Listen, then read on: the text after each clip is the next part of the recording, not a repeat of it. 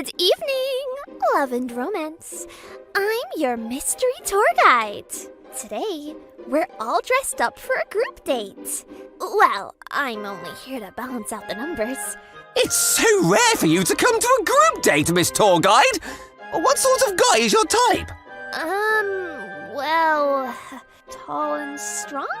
I wonder if there's anyone like that in the world of darkness. By the way, that zombie has been staring at me all night. Is there something on my face? Mr. Skeleton, maybe she's fallen in love with you at first sight. Seriously? But sometimes, love can make people go crazy, like this. Sashiko became a high school student this year, and she had a goal in mind. I'm in high school now, so I want to experience love like this. Atsushi is so cool. I'm so glad he's in the same class. Oh, high school's going to be so fun! Sashiko had fallen in love with a handsome classmate and was filled with hopes and dreams. She believed she would be able to enjoy a wonderful school life. However, You have 1 year left to live. she had been rushed to hospital after fainting from anemia and was suddenly warned of her remaining lifespan. What? 1 year? During tests, we found an abnormality in your brain. There have only been a few cases of this disease in the world. Can I be cured? At the moment, no treatment has been found. I'm very sorry. 1 year to live. I can only live for 1 more year. 1 year. But I haven't even made a boyfriend. And my school life. 1 year left to live. After that, she stayed in the hospital for 2 weeks. Strangely enough, this disease doesn't come with any pain, but because there's no treatment, she was in bed the entire time. Oh, I want to go to school. She was bored and told the doctor this. She didn't feel any pain, and there wasn't any impact on her daily lifestyle. Then, at the very least, the patient should be allowed to spend their remaining time however they like. Like that, it was decided that Sashiko would only have to visit the hospital once a week, and was released. Yes! But when she went home, her parents were filled with despair about her illness, and she could always hear her mother's crying from the living room. I'm finally home, but the next day, I'll be going then.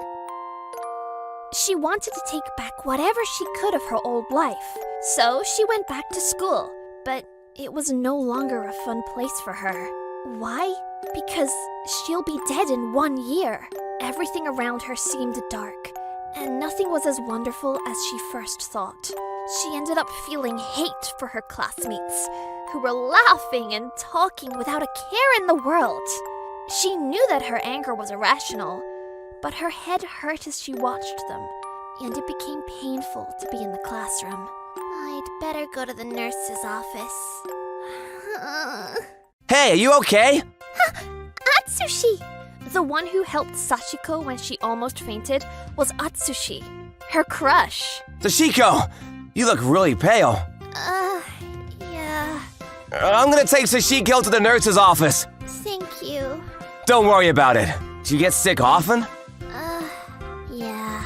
Sashiko had told the school about her illness, but she had asked them to keep it a secret from her classmates. She didn't want any sympathy or to be treated like she was different. So that's why. I was worried because you hadn't been coming to school that much recently. Really? Atsushi didn't know anything about her illness, but had still worried about her. Sashiko couldn't hold in how happy she was, and her feelings for Atsushi grew stronger. Atsushi's so kind. I love him. Despite often having her head stuck in the clouds, Sashiko was a normal high school girl. But after being told that she had only 1 year left, she had lost her balance mentally.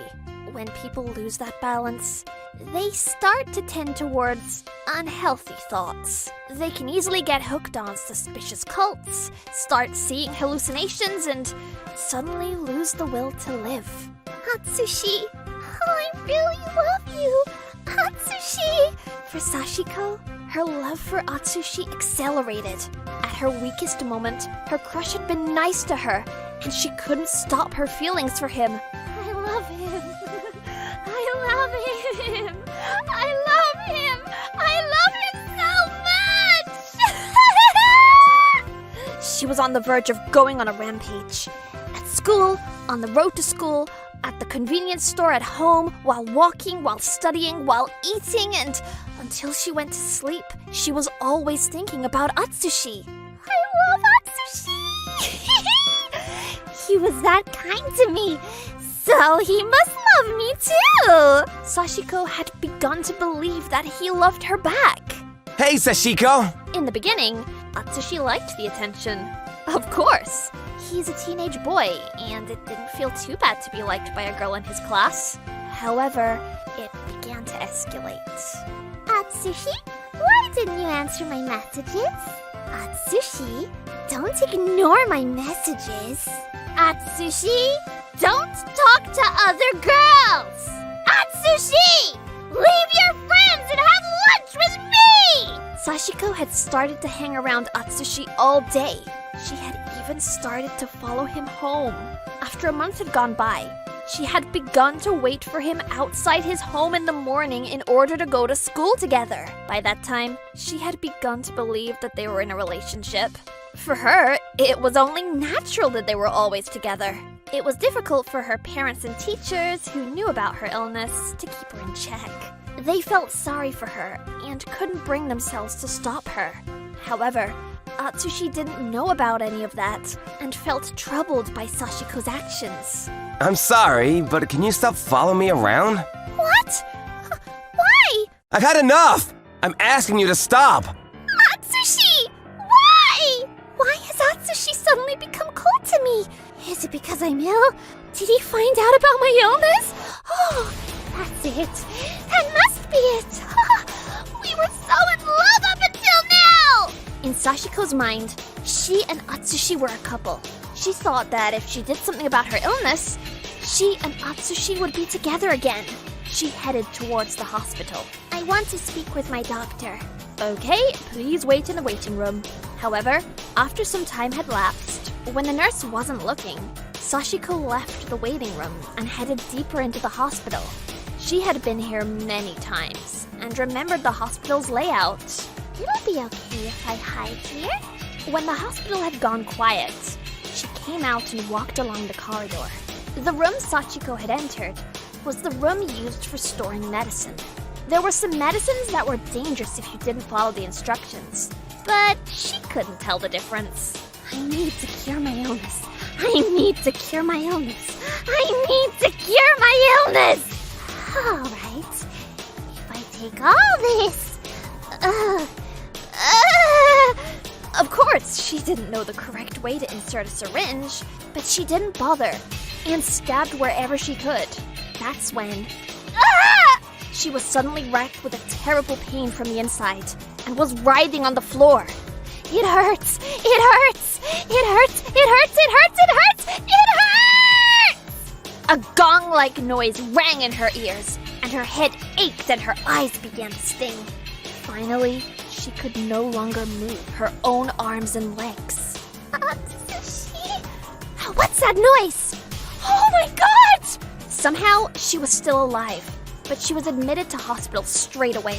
She was in a coma, and her skin had gone reddish-black with sores. The doctors couldn't work out if it was because of the medicine she took or if it was a symptom of her illness. Sashiko! Look at you! Sashiko's parents couldn't believe their eyes and fell apart, crying. They spent every day taking care of Sashiko, but none of Sashiko's classmates came to see her.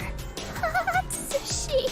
Even while unconscious, she sometimes spoke his name. Sashiko. Atsushi, I'm so sorry to ask this of you, but could you come to see Sashiko? I want to help, but I'm sorry. 3 months later. Atsushi! Without caring about how much her reflection had changed, Sachiko left the room before the nurses came and disappeared. Atsushi had heard the news that Sachiko had disappeared from the hospital from Sachiko's parents. Atsushi wasn't to blame for anything that had happened to Sachiko, but it did bother him. He had been scared of her actions, but he felt bad for not going to see her in hospital. That's when he heard a noise on his bedroom window. What's that noise? Is someone throwing stones? I wonder if someone's playing a prank. That's Sachiko? Is that Shasiko? I've got to catch her and let her parents know.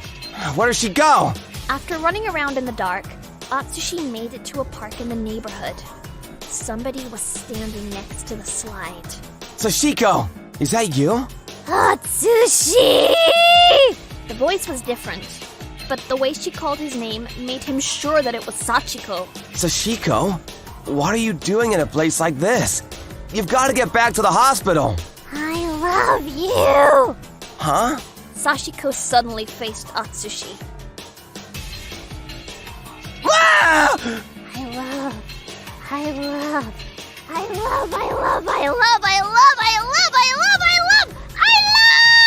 She repeated the words over and over and climbed on top of Atsushi. She took out the scalpel she had stolen from the hospital. Afterwards, Atsushi's mutilated body was found in the park.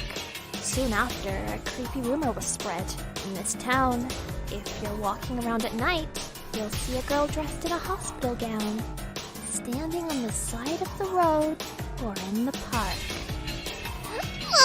You should never call out to this girl, or it'll be your last. If you do, she'll fall in love with you and chase you to the ends of the earth. I can't believe a girl in love could become a horror story like that! Right?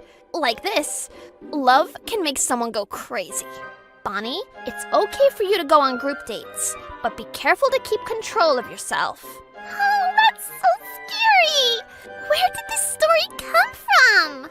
Thanks for asking! This story is an episode from the Black Cat Room's first novel, Mystery Tour Guide Scary Stories, You Reap What You Sow. The happiness button story I told you the other day is also from this book. Oh! The other story was scary, but this one was really scary too. Wait, the release date is the 11th of June. That's today! That's right! I'm planning on going to the human world to buy a copy. Do you want to come with me? Of course! I want to read it straight away! Let's hurry to a bookshop then! To all the Black Cat family watching, we'd be really happy if you read it too. We're waiting for your thoughts.